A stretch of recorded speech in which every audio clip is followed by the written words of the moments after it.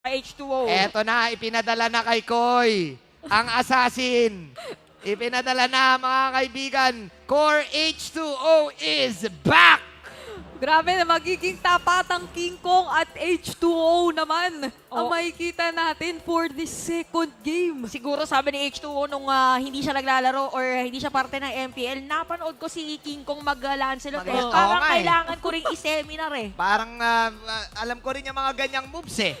Kaya ko rin yung mga ganyang moves eh. And with this, ang tagal inabangan to ng madla. Ang tagal inabangan ng barangay to. Oo, tsaka bago pa malabas yung mga roster, parang talagang tinatanong na, saan ba mapupunta si H2O na team? Sa Omega ba? Ayan, eto na po.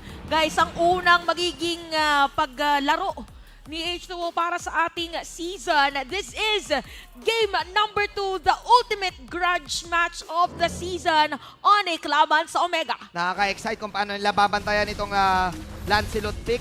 I think last week, bira tayo makakita nung ng Lancelot. Madalas ang pinipili ay utility. So I think this is also good para sa side ng Omega kasi again, ang dami nilang burst. At ang dami rin pwedeng hiwain atahiin ni H2O dito. Yes, and supposedly for Onyx kasi sila rin yung previously gumamit ng X-Borg, no? So parang alam nila yung mga dapat na maging sagot kapag may X-Borg naman sa side ng kalaban, which is why napakaganda sanang pick up ng board pero mukhang problema ngayon May amba agad na ginagawa si Ribo and Exort.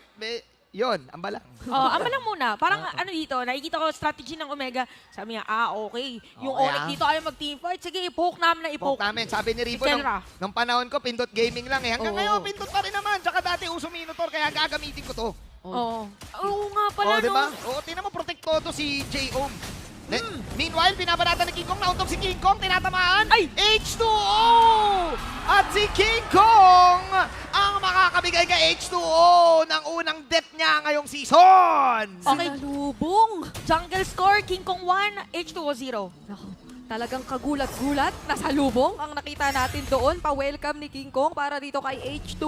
At mukhang maganda-gandang advantage yun for them considering na kinakailangan sana ay makafocus ngayon talaga sa farm muna ni H2. Malaki-laki na agad yung agwat o yung gold na na-secure ni King Kong with that kill Oo nga. kontra sa katapat niya. At mukhang itutuloy-tuloy kasi mukhang mawawala ng Firaga si Ryota sa top lane.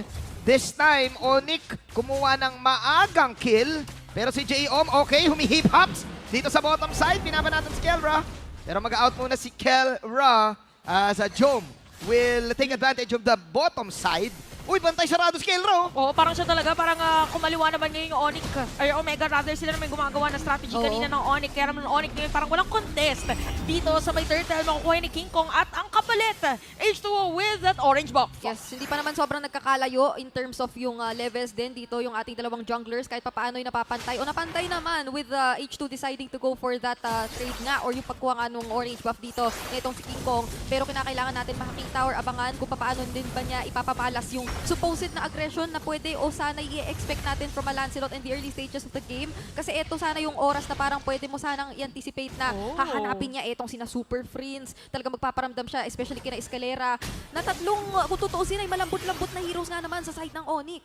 Oo nga, no? Kaya pala more on poke din talaga. Yung sinasabi ni Brina, parang yung snowball potential ng Lancelot kasi more on assassin nga. Yun hindi natin nakikita ngayon. Pero still, close pa rin naman ang gold dito sa ating laban. Anything unusual ba sa item or basically the same? Or yung talagang nakikita natin para dito sa ating dalawang teams? Wala namang sobrang nagpipick up din ng adjustment eh. Sobrang, actually kung meron man yung pinaka nakikita ko si Jom na talagang hindi na rin muna siguro nagsapatos at gusto sala talagang lamangan yung kanyang katapat o yung lane na nakikita naman natin. Medyo nagiging successful siya kasi nagkakaroon din siya ng kaantabay kontra rito kay Kelra. Pero syempre, hindi naman nawawala yung fact na regardless kung may maging kasama siya o hindi, may heart guard naman.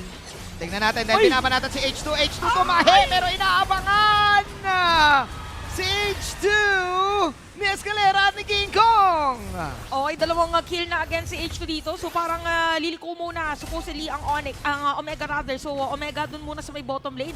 So talaga natatimingan nila King Kong dito yung rotation ni H2, no? Oo nga eh, parang nakailang panood din kasi sila ng TikTok live.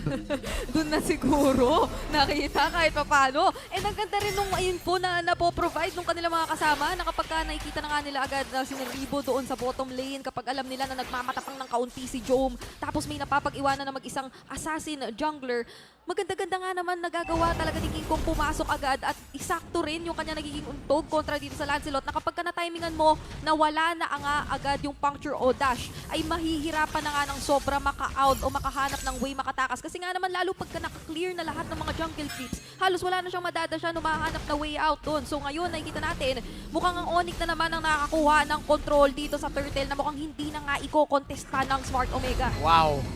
Onyx Philippines.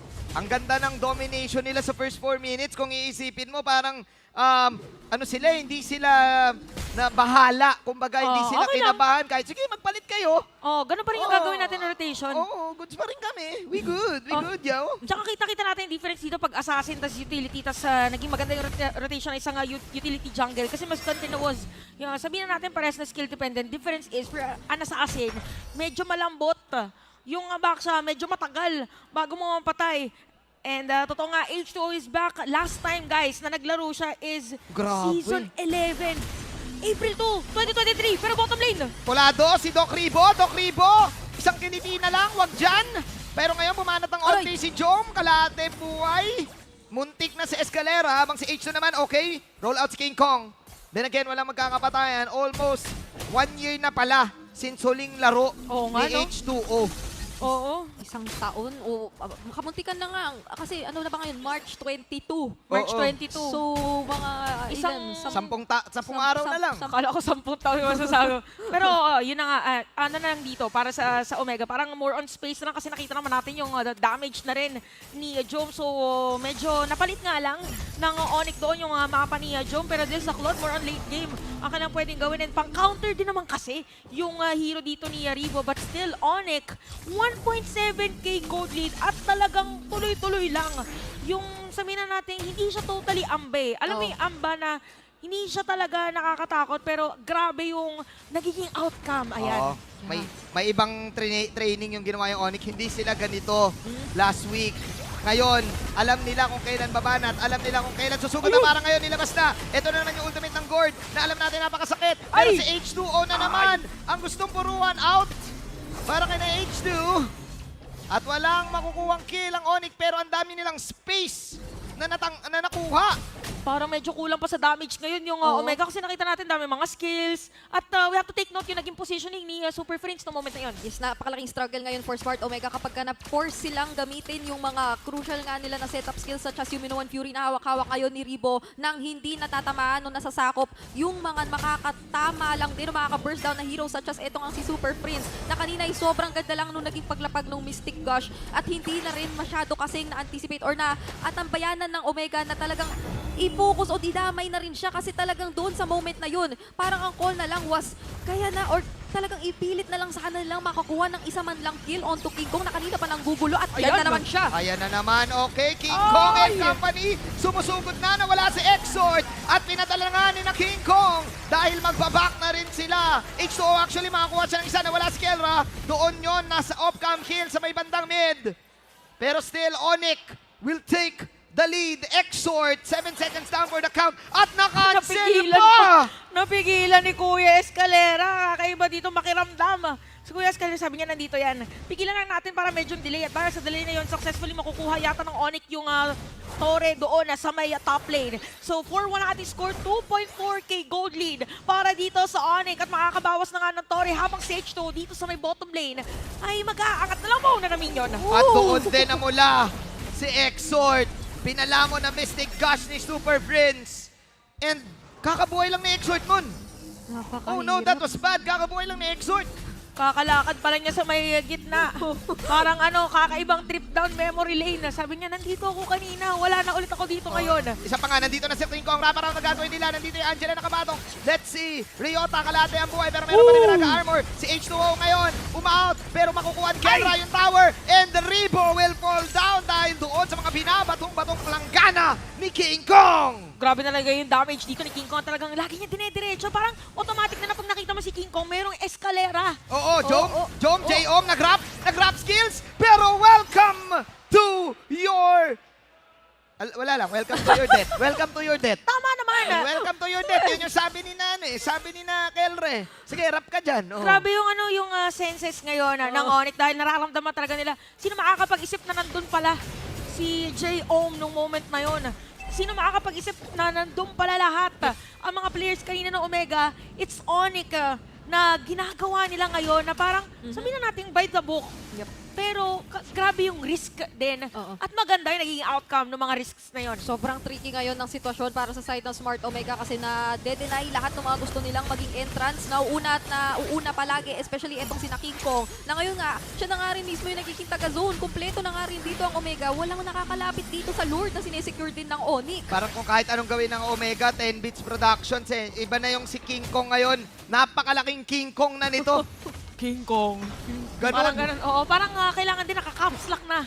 Caps lock Yung na to. IGN niya para mas dama. Pero ito pala yung pagkadugsong nung sinabi mo kanina, welcome to the new age. Yung pala, dahil kakaibang Onyx ang nakikita natin dito para sa ating game. Grabe yung disiplina, grabe yung rotation, at lumalaki na. Brigida yung kalamangan dito ni Kelra. Sobrang laki na actually at ito na yung magiging punto na talagang kahit na hindi na nga siya masyadong sumayaw with the BMI, patamaan ka lang niya ng kanyang mga basic attacks with yung full stacks na nga niya dito at kasama ni Dexter. Napakalaki. Ito yung Dexter din nila sa side ng Onyx kasi meron nga palang Dexter sa kabila. Pero going back dun sa idea natin, napakalaki na agad tong threat na meron dito ang mga naipong damage show items nga na itong si Kedra na hindi pa nga natin sobrang nakikitang pumasok with the Blazing Duet. Nahanap kami minsan na mag-isa na itong si H2 pero mukhang hindi na mauulit yung ganong klaseng scenario right now na sobrang nag-group up na nga ang Onyx. At tingnan mo naman yung Ayun pwestuhan ni Escalera. Grabe, tignan natin kakayanin ba ng Omega ang depensa na to dahil yung rollout at yung pokes na binibigay ng Onyx. May kakaibang ginawang training ang Onyx. Wala to last week. At ngayon, nandito na ang kanilang confidence. Rumiricol-recall pa. H2O bumahe. Pero bumalik. Okay, swag moves. Okay, alright. Freestyle Lancelot. Parang for approval muna sa Gleta. Tapos antay na lang kung nasagot nila. Oh, napakasakit na daming Super Fringe figure out para kay Jom. Buhay pa si Jom though. But Super Fringe nanunuot at kumuguhit yung damage ng Onyx. Grabe, sobrang sakit ngayon ni Super Friends level 13 ni Imagine against the players of Omega. Imagine the damage na pwede niya ibigay. So, tingnan natin ngayon kung paano gagawin ng Omega. Meron sila pa defensive pero parang more on single target, parang more on AOE. Yeah, si Ryota ang pinaka magiging source of wave clear nila ngayon and si Super Prince parang yung nagiging sagot niya, hindi lang basta piragay. Ay! Oy, nastan si H2. Okay, pinadala. Okay, walang nangyari. Okay. Parang kung ikaw si H2 ngayon, kailangan mo din maging maingat eh. Kasi yung mga players dito ng Onyx, parang from time to time, laging bumabangga eh. Oo. At tingnan mo, ayan oh. The hand cam. The Infinix hand cam. Gaano ka-focus yan? Si H2 pala yan. Si H2 yan. Oh. Tingnan natin kung madidepensahan nila. Nadepensahan actually. Yes, kahit papano, pwede nilang panghawakan. Again, yung wave clear doon sa X-Borg na hawak-hawak nila. Dito sa meron si Ryota na mukhang binabasagan agad ng Firaga Armor nitong si Super Prince. Na again, medyo maiintindihan mo na rin kung bakit ganito kataas yung damage at kung paanong ayaw na nga niyang patakasin kung sino man yung makakanap. Meron pa siyang Ice Queen na hinawakan dito together with the Lightning Truncheon. So, napakahirap din mag-group up together kung ikaw ang side ng Smart Omega. Pero yun din yata ang mukhang kinakailangan nyo. Dahil hindi na pwedeng merong mahiwalay ng sobra mag-isa. Napakaraming magiging panghuli dito at pang-takedown ang side ng Onyx kapag may namataan sila. So magiging struggle ito kung gustong umangat kahit paano ng Smart Omega. Pero mukhang yun naman ang plano. Hindi na yata nila gugustuhin bitawan itong susunod na Lord Objective na ito. And speaking of, before this Lord Objective, take note na wala pa palang Radiant Armor. Yung mga players dito ng Omega, parang yung ano pa lang, yung mantel pa lang. Hindi pa kompleto. Yung kanilang dito, item, kaya din na ganun kasakit ang damage ni Super Prince. Naku, parang maiikutan yata nila. Poke lang ata ang gagawin dito ni na King Kong. At mukhang yun nga, zone lang. Dahil ang gusto nilang gawin is to secure this Lord. Grabe no, yung ginagawa ng Onyx, steady lang, steady G. Tsaka si Super Prince, nakatayo lang din siya Nakatayo kanina lang, doon. parang- If ever na may dadating, ito, bola. Sobrang compose ng Onyx ngayon at sabay-sabay nakita na libre nilang kinuha tong Lord. Wala nang pinaangat eh. Gumusto sana, nag-try, nagpakita. Pero nung nahanap ng ibang mga miyembro ng Onyx, hindi na nila nabigyan. Isang bagsakan agad ng curtain call. Tapos kinakailangan medyo mazozone out na. At wala nang nakaangat ni isang miyembro. Napakahirap talagang mawalan pa ng player ngayon kung ikaw ay nasa Smart Omega. Kasi kinakailangan yun ng depensa. Ang bilis lang nag-spawn nitong Lord na nagmamarcha na nga sa bottom lane. So magiging threat ito para sa side Omega, sa side ng Omega kung paano ndedepensahan yung sunod or yung magkakasabay na waves na meron dito. Na mukhang kahit paano naman ay madedepensahan. Pero nakapag-dodge Dito si Super Prince. Sabahan natin gusto sana gawin ni H2O. H2O dumadash. Pero H2O mawawala. Nakapag-finish siya dito. At buhay pa nga. But Kelrado pumasok with the blazing to it. Maka-cancel out si Kelrado at makakapag-BMI out. Buhay pa si Kelra with the help of the Angela as well. Dahil nga Kelrine Escalera combo nga yun. Mawawala na yung tower. Team Onyx, they will destroy the bottom side. Also, at mukhang tatapusin na nila. Ryota with the defense. Last Insanity defense. Pero eto na yung mga banat ni Kelra doon sa tower. Tower lock is real. Walang minions though. Tignan natin. May isa lang na wagon. Bumabanat pa si Ryota. Si Jomay Volado na Ay, din. may minions sa Makuha taas. pa si King Kong ng kill. Makuha rin si Escalera ng kill. And that is Onyx. Napaka-compose na nakuha ang serye na to. Immense domination para dito sa Onyx 2-0 against